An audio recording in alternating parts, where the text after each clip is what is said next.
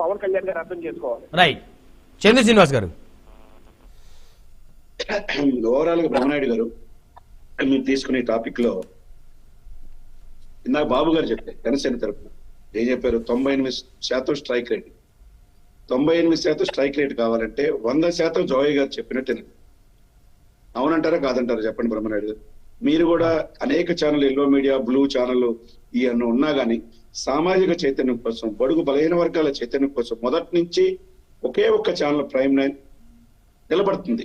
ఈ సందర్భంగా మీ రఘువీర్ గారికి, మీ రావు గారికి, మీకు ప్రత్యేకంగా అభినందన తెలియదు. ఒకే కాజ్ కోసం, ఒకే పవన్ కళ్యాణ్ కోసం ప్రైమ్ 9 ఛానల్ చూపించినట్టు కూడా సామాజిక చైతన్యం కోసం, బడుగు బలహీన వర్గాలు 89% సప్రెస్డ్ గ్రూప్స్ కోసం మీరు చూపించినట్లు ఎవరు చూపించట్లా.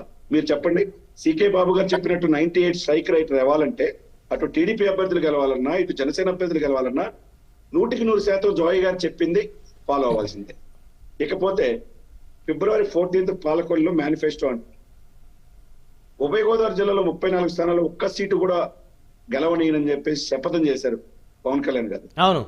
ఆ విధంగా అక్కడ ఉభయ గోదావరి జిల్లాలో పట్టున్న కాపులకి టీడీపీ ఎన్ని సీట్లు ఇస్తున్నారో కూడా తెలియాలి.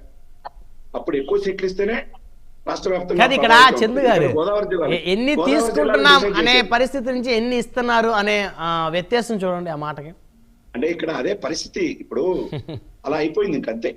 ఇక్కడ అధినాయకుడితో స్నేహం ఉంటే ఎల్లో మీడియా వార్తల్ని ఎందుకు జనసేన ఖండించలేకపోతుంది సార్?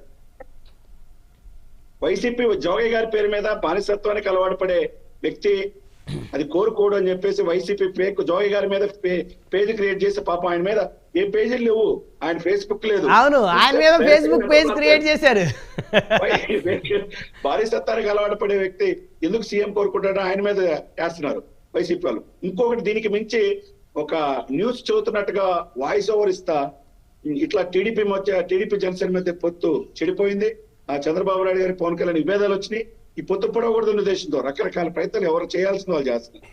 సరే, ఎల్లో మీడియా టీడీపీ అనుబంధ సమస్య. ఇప్పుడు ఎల్లో మీడియాలో అదే ఆంధ్రజ్యోతి, ఈనాడులో, TV5 లో, ABN లో వస్తున్నప్పుడు ఎందుకు జనసేన కేడర్ ఖండించలేము? బాబు గారు చెప్పాలి దాని సమాధానం. ఇంకా పోతే మీరు చెప్పినట్టు ఉభయ గోదావరి జిల్లాలో 34 నియోజకవర్గాలు, ఉత్తరాంధ్రలో 35 నియోజకవర్గాలు, రాయలసీమలో 52, కోస్తాలో 54, 175 నియోజకవర్గాల్లో ఈ రాష్ట్రం ఎలక్షన్స్ కి వెళ్ళబోతుంది. జగన్మోహన్ రెడ్డి గారిని గద్దె దించాలనే ముఖ్య ఉద్దేశంతో ప్రతిపక్షాలు ఏకం కావాలని పిలిపించారు. ఓటు చిలకుండా రాజకీయం చేద్దాం అనుకున్నారు. ఇవన్నీ ఎప్పుడు వర్కౌట్ అవుతుంది? స్నేహధర్మం పాటిస్తేనే వర్కౌట్ అవుతుంది. ఇప్పుడు అందరూ కూడా జనసేనకి మాత్రమే కాపు ముద్ర వేస్తున్నారు. చంద్రబాబు నాయుడు గారికి ఇట్లా విషయం ఏంటంటే ఆయనంతా కాపులు కమ్మవారిని పెట్టుకోవచ్చు, రెడ్లకి ఇట్లా ఆయనంతా రెడ్లు పెట్టుకోవచ్చు. 98 సలహాదారులు పెట్టుకుంటే 438 కోట్ల రూపాయలు వాళ్ళకి ఇస్తే దాంట్లో 70% మంది రెడ్లే. ఒక్క సజ్జల రామకృష్ణారెడ్డి గారికి 148 కోట్లు ఇచ్చారు. ఏది? సలహాదారులకి. అంటే ఇది ఎవరి డబ్బు? అంటే వీళ్ళకి మాత్రం పై స్థాయి నుంచి కింద స్థాయి దాకా 1000 పోస్టులు ఉంటే 700 పోస్టులు రెడ్లు వీళ్ళు పెట్టుకోవచ్చు. చంద్రబాబు నాయుడు గారు అంటే కమ్మవారిని పెట్టుకోవచ్చు. ఇప్పుడు కాపులతో పాటు కాపుల చైతన్యం కోసం ప్రశ్నిస్తే జోగయ్య గారు లాంటి కాపులతో పాటు బీసీ, ఎస్టీ, మైనార్టీ వర్గాల కోసం రాజ్యాధికారం ఏంట్రా బాబు?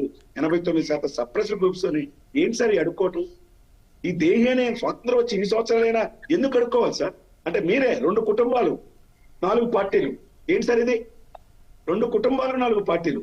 షర్మిల గారు 100 సంవత్సరాలు కాంగ్రెస్ పార్టీకి అధ్యక్షురాలు, వాళ్ళ బ్రదరు వైసీపీ ప్రాంతీయ పార్టీ అధ్యక్షురాలు, ఒకే ఫ్యామిలీ. ఈ రోజు కాబట్టి రేపు కలిసేది.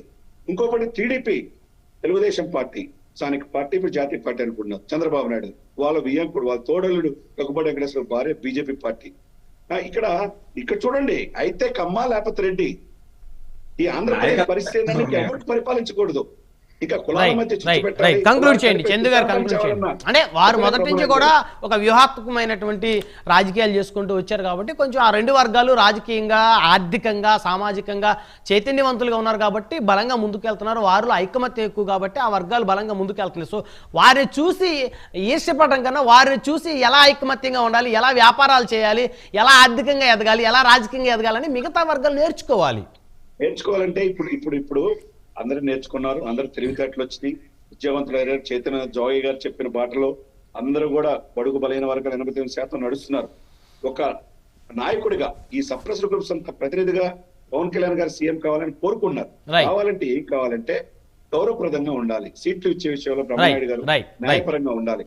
పవర్ పే షేరింగ్ సీఎం విషయంలో 2.5 సంవత్సరాలు పవన్ కళ్యాణ్ గారికి ఇస్తే జగన్మోహన్ రెడ్డి గారిని ఓడించవచ్చు. Right. లేకపోతే బాబు గారు, ఎస్వి బాబు గారు, ఎందుకని కొన్ని పత్రికల్లో వచ్చినటువంటి జనసేనకు ఈ నియోజకవర్గాలు వీళ్ళ అభ్యర్థులు వీళ్ళని ఇస్తున్నామని చెప్పేసి ఏదైతే లిస్టు ఇష్టానుసారంగా రిలీజ్ చేశారో దాని మీద ఎందుకు జనసేన ఖండించలేకపోతుందంటూ